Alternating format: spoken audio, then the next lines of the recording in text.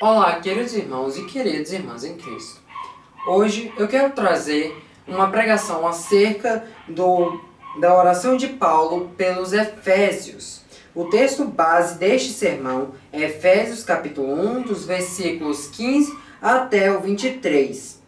A introdução desse sermão não é nada muito complicado, já que temos várias orações da Bíblia e elas são informativas e inspiradoras. Portanto, é proveitoso para nós estudarmos junto dessas orações, não só elas separadas, mas junto das Escrituras em si.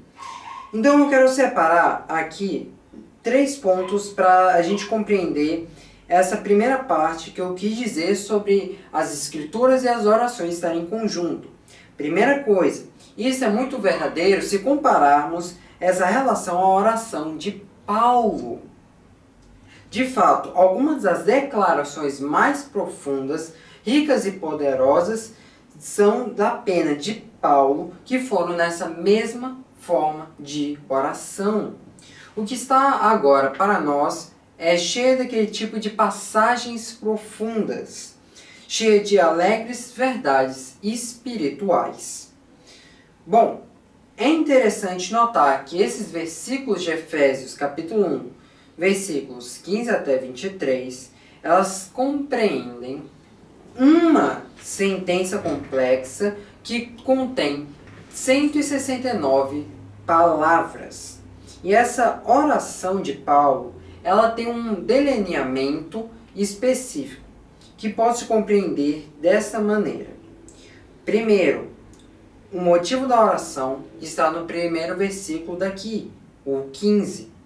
O conteúdo da oração está do 16 até o 19. E a expansão da oração do 19 até o 23. Então, vale a pena nós desenvolvermos, agora que já tivemos essa introdução. Qual seria o motivo da oração de Paulo para a igreja de Efésios? Vamos lá, Efésios capítulo 1, versículo 15. Por essa causa, de portanto. Esta é a referência que nós teremos nos versos anteriores. Paulo, ele ora não somente para aquela igreja, mas para os leitores, porque eles ouviram e obedeceram ao Evangelho, desse modo, sendo selados com o Espírito Santo. Paulo também diz o seguinte, que a eles que não eram os únicos que tinham ouvido falar da sua espiritualidade, mas outros também. Paulo estava muito grato pela sua devoção completa a Cristo, o nosso Senhor e Salvador. E isso simplesmente pela vontade dele de seguir o que Deus queria. Então Paulo não estava apenas grato pela fidelidade deles, mas também pelo amor demonstrado por eles. Então a gente precisa considerar as palavras de Jesus lá em Mateus capítulo 25, versículo 40. Também precisamos entender o nosso Senhor, ele tem um amor que deve ser demonstrado não apenas pelo pastor e pelas pessoas mais experientes no Evangelho, mas também pelos irmãos no geral, não sendo apenas uma pessoa. E tem vários versículos, várias palavras que vão falar sobre isso. Então, como exemplo, João capítulo 13, versículo 35. Mas eu quero resumir um que vai realmente trazer um aspecto a mais. 1 João, capítulo 3, versículo 18. O verdadeiro amor, ele é visto em ação aqui. Então você precisa observar que eles amavam todos. Todos. Essa palavra todos não permite qualquer distinção. Não é só aquele grupo, só aqueles irmãos. Não, eram todos os que estavam presentes. Todos que existiam. Então, o que ele quer dizer ali? Que nós devemos amar ricos e pobres, como os sábios e os insensatos, os brancos, as outras raças, as outras etnias, e então nós devemos incluir todos, desde os justos até os injustos, desde os não criminosos aos criminosos. Já que eu expliquei o motivo desta oração, vamos entender agora o conteúdo dessa oração, dos versículos 16 até 19. O conteúdo dessa oração, ele não é só uma coisa, mas ele é duplo. Primeira coisa, ela é uma ação de graça para eles, prevista no versículo 16, e também um pedido para eles, do versículo 17 até o 19. Também ele vai trazer a ação de graças por eles. Paulo disse que não cessava de dar graças por eles. Mas vamos compreender em tópicos por que isso. Primeiro, ele nos fala um pouco da oração de Paulo. Ele estava constantemente preocupado com o bem-estar, não só dele, nem de alguns outros que ele conhecia, mas sim de vários cristãos. E isso foi visto na sua vida de oração. Também devemos estar familiarizados com o que temos em 1 Tessalonicenses, capítulo 5, versículo 17. Aqui vem uma pergunta bem interessante. Isso significa que nós, cristãos, devemos orar 24 horas por dia? Vamos também pensar em outras coisas. Ele quer um significado que nós devemos estar envolvidos frequentemente em orações, desde elas sendo casuais, mais profundas, ou até as mais regulares e frequentes. Então, o que nós precisamos entender é que isso deve ser feito por todo tipo de cristão. Todos os grandes homens, as grandes mulheres aqui da Bíblia, eles são representados como ótimos em orações. E isso é uma característica notável na vida de Paulo. E isso é principalmente indicado pela frequência da sua ação de graças, onde ele indicava um espírito não qualquer, mas um espírito alegre e sempre se esforçando para perpetuar o mesmo. Lembre-se que Paulo nunca estava satisfeito, ele sempre buscava mais e mais. Então também teremos um pedido de Paulo para eles. Paulo desejava que eles recebessem um espírito de sabedoria. Isso se refere à atitude espiritual que traz o caráter de sabedoria. Isso não é surpreendente para que Paulo orasse por tal. Então a gente nota isso lá em Tiago, capítulo 1, versículo 5. Paulo desejava que eles recebessem revelação no conhecimento de Deus. Isso não é um conhecimento tipo gnose, mas tem um conhecimento pleno e completo, que seria a epignose. Esta é uma visão mais profunda e compreensiva sobre os assuntos de Deus. A gnose sendo um conhecimento bem superficial e a epignose sendo um conhecimento mais profundo, mais avançado, numa comparação mais ou menos assim. Então, este nível maior de compreensão e espiritualidade vem somente quando nós seguimos o curso prescrito: oração, estudo e obediência. A razão pela qual Paulo deseja que eles tenham essa sabedoria e esse conhecimento é que eles possam ter seus olhos iluminados pelo seu coração. Porque vocês precisam lembrar, a morada de Deus está nos seus corações. O coração é a sede da nossa emoção, intelecto e vontade. O que quer que esteja no coração de uma pessoa, ela tem conforme reagir da sua conduta. Pois como ele pensa no seu coração, assim é, prescrito em Provérbios, capítulo 23, versículo 7. Paulo também passa a dizer-lhes que as coisas que eles desejam têm que ter um conhecimento, um entendimento, que eles vão ver a esperança da sua vocação.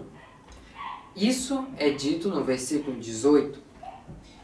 Ou seja, o que a gente pode entender? A esperança é uma das vocações que Cristo quer que nós temos. O que Deus quer que nós nos inspiremos. Essa esperança não é apenas um desejo, mas ela é uma expectativa ainda mais sincera pelo incerto, pelo que ainda está por vir. Uma esperança que leva a maiores alturas da espiritualidade. Então não precisa dessa ansiedade, porque as riquezas da glória são as heranças dos santos, santos sendo os justos. Não podemos compreender e apreciar totalmente essa mera herança que é dada aos cristãos, até que essas mentes que nós temos sejam iluminadas. Nós cristãos precisamos ter as mentes iluminadas, e para conseguirmos isso é seguindo a base, é o estudo, a oração, seguindo o que Deus quer para a nossa vida. Todas essas palavras, quanto mais você conhece elas, é o significado de que você quer mesmo ir para o céu, é a sua determinação, e que tudo pertence a Deus e a Ele. E Ele nos deixará participar dessa herança abençoada se nós atendermos ao seu chamado. A grandeza, a suprema grandeza do seu poder é dada a nós para que cremos. Paulo, nesse versículo 19, ele se refere ao estado glorioso dos crentes, a extraordinária grandeza do poder de Deus que supera todas as dificuldades. Nós, como crentes obedientes, temos acesso ao trono de Deus, o onisciente, onipotente e eterno. Nós não podemos deixar de apreciar e valorizar totalmente isto, a menos que o seu entendimento seja superficial, que a sua mente e a sua visão não sejam iluminados. E agora, vamos para a expansão da oração. Efésios, capítulo 1, versículo 19 até o 23. O poder de Deus. Paulo quer agora terminar a sua oração apresentando uma coisa: o infinito poder de Deus mostrado em sua ressurreição. Para aqueles que já sabem, Deus foi para a cruz do Calvário, morreu, ficou 3 dias morto e depois, no terceiro dia, ele foi e ressuscitou. Então Paulo deseja que os cristãos entendam essa grandeza extraordinária de seu poder. O poder de Deus, ele é dado pelo conhecimento em Cristo. Esse poder é dado por este fato de crermos nele. Por quê? Primeiro, Deus, no caso Jesus, ressuscitou dos mortos. E também nós devemos nos lembrar que aqui no versículo 20 é dito: pois põe-no à sua direita nas regiões celestiais. Ou seja, o que podemos entender é: Jesus está sentado à direita de Deus. O que é dito no versículo 21, que segue naturalmente. Existem diferentes tons e significados em todas essas palavras, todas essas 169 palavras. Mas o significado central nunca é perdido. Ele é claro, ele é direto. Jesus tem toda a autoridade. O domínio de Cristo, que é é percebido no versículo 22 até o 23, a gente nota: coloque todas as coisas em sujeição sobre seus pés, os pés de Deus, pois Jesus tem todo o poder, toda a autoridade. E ainda mais, Mateus capítulo 28, versículo 18, diz: é-me dado todo o poder no céu e na terra. Então, dá para perceber que é dado a ele a cabeça de todas as coisas para a igreja. Cristo é a cabeça da igreja, não apenas um homem, mas sim a cabeça. Efésios, mais à frente, capítulo 5, versículo 23, diz: como também Cristo é a cabeça da igreja, sendo ele o próprio Salvador do corpo. Então, que corpo seria esse? Que corpo é este? Atos, capítulo 4, versículo 11 até o 12. Qual é o corpo? A igreja é o corpo, e ele é a cabeça do corpo, da igreja. Lá em Colossenses, capítulo 1, versículo 18. O corpo de Cristo, ele pertence a ele. Então, nós, a igreja, somos pertencentes ao corpo de Deus, e ele é a cabeça, a pessoa que comanda a gente. Assim como o nosso corpo físico recebe ordens da cabeça, o mesmo se aplica ao corpo espiritual. Não é diferente, a anatomia é a mesma. Para encerrar, Paulo nos diz no versículo 23 que em Cristo se manifestam todas as coisas. Jesus está cheio de toda a plenitude da divindade e concede a plenitude de suas bênçãos até o seu corpo. A conclusão deste sermão é que, ao ponderarmos esta oração de Paulo, observamos que ela exige um pensamento claro em sabedoria, conhecimento e compreensão, não somente sobre o conteúdo, mas também sobre o significado da nossa fé e da glória futura. Então, aquele que se afirma em Cristo, a gente pode compreender que ele está no corpo e Deus é o cabeça da igreja e vai ter toda a autoridade sobre você. Portanto, irmãos, eu quero que você pense hoje, baseado nessa oração de Paulo, você tem encaixado no corpo de Cristo?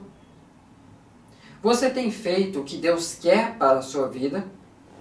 A compreensão, a sabedoria e o conhecimento da palavra?